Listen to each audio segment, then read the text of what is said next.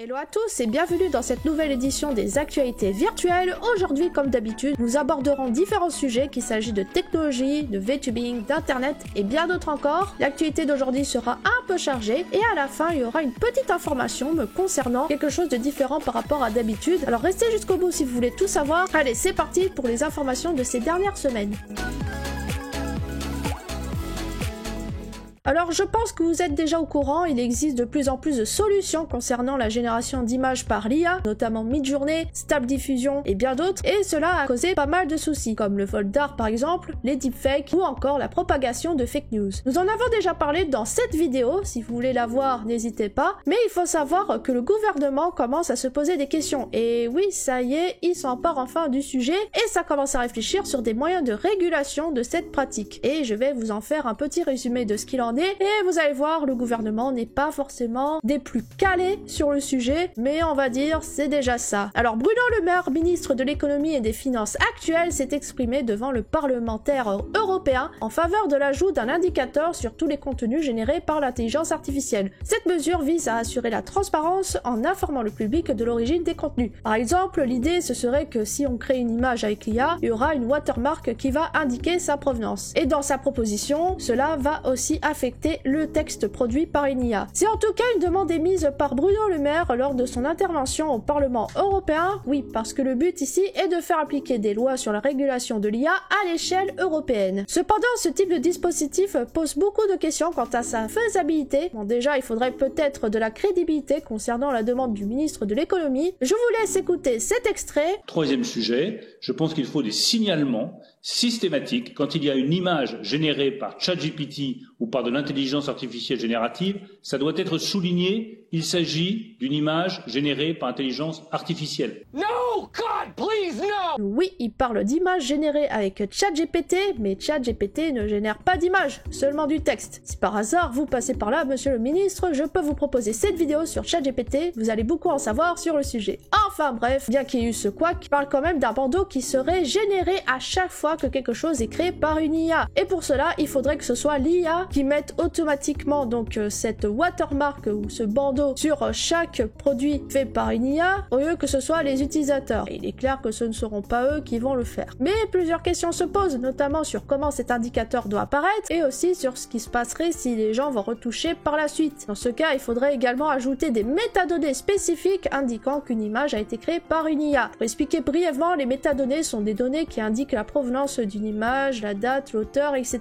Mais bon, même là encore, ça peut se modifier. Et aussi, qu'en est-il des pays en dehors de l'Union européenne? Qu'est-ce qui se passerait si on faisait cela en dehors du cadre européen? Bref, beaucoup d'interrogations, mais sachez que désormais l'Union européenne s'intéresse à la question de l'IA. D'ailleurs, ils ont donné un nom à ce projet qui est l'IA Act, qui est un projet de réglementation de la Commission européenne sur l'intelligence artificielle. Et ce projet consisterait à agir sur la problématique de l'emploi face à l'IA, la sécurité, la fiabilité des infos et les droits d'auteur notamment. Si ce sujet vous intéresse, vous aurez bien sûr tous les liens pour en savoir plus. En parlant d'IA, il faut savoir qu'Adobe, ou Adobe chez nous les Français, a sorti une nouvelle fonctionnalité très impressionnante. Cette fonctionnalité va juste faciliter à max le montage photo. Il s'agit de l'IA appelée Firefly et qui est intégrée à Photoshop en version bêta à l'heure actuelle. Cette fonctionnalité vous permet tout simplement de modifier vos images avec un outil de remplissage génératif et concrètement avec cet outil, les utilisateurs pourront modifier, supprimer, remplacer ou encore ajouter des éléments à une image en tapant tout simplement une phrase indiquant ce qu'ils souhaitent et pouf, la magie opère. Il est important de noter que la base de données utilisée provient d'images sous licence libre, donc du domaine public, dont les droits d'auteur ont expiré dans la propre banque d'images d'Adobe Stock. Il est clair que cet outil a beaucoup impressionné les gens car il va faciliter le travail, mais il suscite également des inquiétudes quant à la réduction de travail des designers ou encore des graphistes. Pensez-vous que ce genre d'outil pourrait mettre en péril le métier de graphiste ou au contraire, cela va leur faciliter la vie? Donnez-moi vos avis en commentaire, je serai très curieuse de savoir votre avis sur le sujet.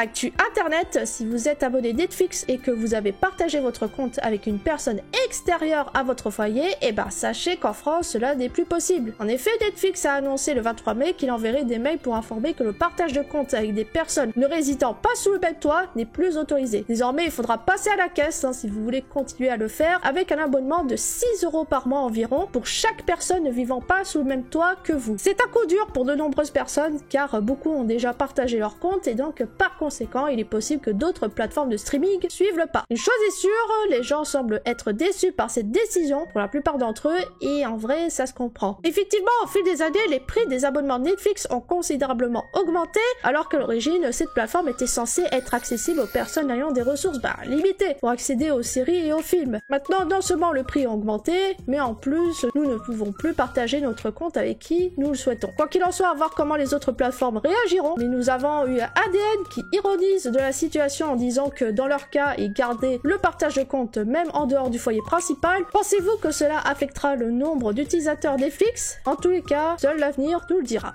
Après le départ de 3 VTubeuses de chez VShojo, une nouvelle les a rejoints et il s'agit de Enya. Avant son arrivée, plusieurs vidéos en mode mini-série teaser ont été publiées faisant référence à son lore, donc à l'univers de Enya. En résumé, il s'agirait d'une personne ayant un QI de 999 qui se serait échappée d'un centre de recherche sur les enfants dotés de capacités spéciales et qui se serait réfugiée dans un espace hyperdimensionnel pour échapper à ses poursuivants. Enya se décrit comme une hikikomori professionnelle de génie. Alors un hikikomori, c'est un terme japonais qui désigne les personnes totalement recluses de la société et qui s'enferment chez eux et qui sont totalement coupées du monde. Bon, je caricature, mais je pense que vous comprenez l'idée. Et il faut savoir qu'elle possède un genre de Rubik's Cube qui lui permettrait de recharger des appareils électroniques. D'ailleurs, petite info comme ça, son nom Enya est basé sur le mot genia, qui signifie génie en espagnol, bien évidemment. Bon, ça fait un petit lore assez costaud, mais en dehors de son histoire autour de son VTuber, on sait qu'elle est japonaise, qu'elle peut parler en anglais et en japonais, et qu'elle possède un chat. Son arrivée a été remarquée, elle a commencé à streamer sur Twitch le 13 mai dernier, et ce stream a atteint un pic de viewers d'environ 37 000 personnes. C'est tout simplement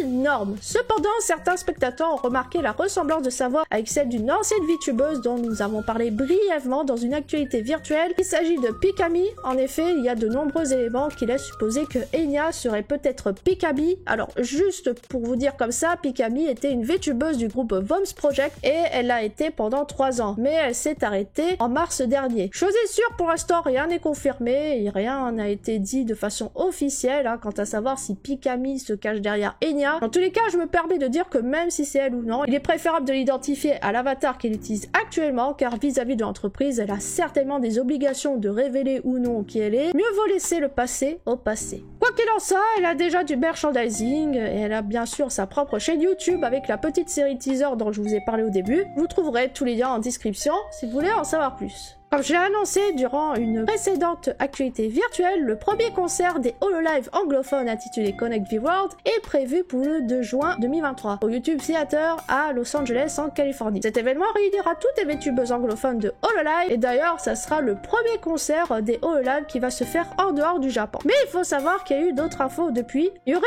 effectivement des invités spéciaux lors de ce concert. Il y aura des VTubeuses de HoloLive Indonesia telles que Muna, Rizu et René, ainsi que Suissei, Marine et Sora de HoloLive Japan qui vont se joindre en tant qu'invité spécial de l'événement. D'ailleurs, par rapport au concert, de nombreux produits dérivés exclusifs seront disponibles à l'occasion de cet événement. Deux partenaires officiels ont rejoint l'aventure, tels que Height, spécialiste des boîtiers de PC et d'accessoires qui ont créé des touches de clavier, un tapis de souris spécial HoloLive English pour l'événement, et on a Homocat, une marque de vêtements qui a conçu un pull et un sac pour les fans. Si vous souhaitez assister à ce concert et que vous voulez vous procurer ces produits dérivés, les billets déjà sont en vente et vous pouvez bien sûr retrouver tous les goodies via un lien qui sera mis là aussi en description. Bien sûr, tout cela va se faire uniquement en Amérique, mais si par hasard vous en avez l'occasion, n'hésitez pas à en savoir plus. Une autre actualité concernant HoloLive, le 11 mai, il a été annoncé que HoloLive Productions s'est associé à une chaîne de café et de magasins coréennes appelée Ani Plus. Pour une durée limitée, vous pouvez trouver des menus à l'effigie des idoles virtuelles de HoloLive Japan, plus précisément de la 3e génération. Par exemple, vous pouvez déguster des boissons avec une paille décorée aux couleurs d'une des VTubeuses de HoloLive. Vous trouverez également des desserts et chaque semaine vous pouvez obtenir des goodies différents tels que des sous-verts, des badges, des cartes, etc.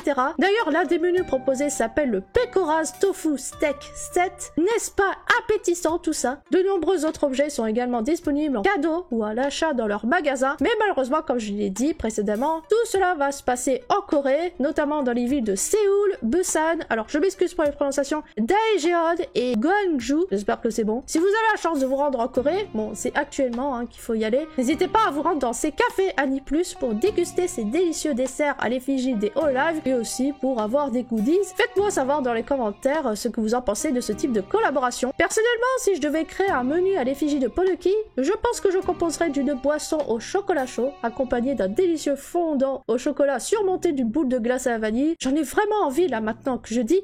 Oui, je sais, je suis une fanat de chocolat. Je pense que vous l'avez compris. Et enfin, le 11 mai, il faut savoir que Covercorp a annoncé avoir ouvert un nouveau studio à Tokyo qui est rempli de technologies impressionnantes. Covercorp, la société derrière Hololive Productions, a investi 800 millions de yens dans la construction de ses locaux, 1,9 milliard de yens dans l'équipement et un coût total de construction de 2,7 milliards de yens pour leur nouveau studio qui font l'équivalent de 10 terrains de tennis. Ouf, ça envoie du lourd, hein. Avec ce studio, ils pourront réaliser encore plus de projets axés sur la 3D, la réalité augmentée et bien d'autres domaines, garantissant ainsi un divertissement de pointe dans le VTubing. Dans ce studio, il y aura des salles de capture de mouvement, un studio chroma key, des studios d'enregistrement, des salles de serveurs. Bref, c'est vraiment un espace multifonctionnel. Il est clair que l'agence Hololive Productions souhaite rester à la pointe de la technologie et pionnière dans ce domaine concernant le divertissement virtuel. Et d'ailleurs, ils recrutent activement du personnel pour leur studio, sachez-le. En parlant de recrutement, les auditions chez Hololive English sont toujours ouvertes. Le compte d'Hololive English a annoncé une nouvelle fois que leurs auditions sont toujours en cours, le tout en mettant en avant les nombreuses ressources et opportunités offertes par l'agence Hololive. Par exemple, la possibilité d'avoir des avatars de haute qualité, des managers qui nous seront attribués, d'accéder à des studios de capture de mouvement, une équipe de communication et de marketing, ainsi que des opportunités d'apparaître dans des concerts en 3D. Ils essayent donc de promouvoir les avantages de faire partie d'Hololive, mais bien sûr, il y a quand même des conditions pour y postuler, telles qu'il faut être majeur, maîtriser l'anglais, avoir des objectifs clairs au sein de l'entreprise et des compétences artistiques qui restent toujours un atout majeur pour rejoindre Hololive. Actu Tech maintenant, aux dernières actus virtuelles, je vous avais révélé que Google avait présenté un nouveau moyen de tracking 52 Blade Shape et qui peut concurrencer l'iPhone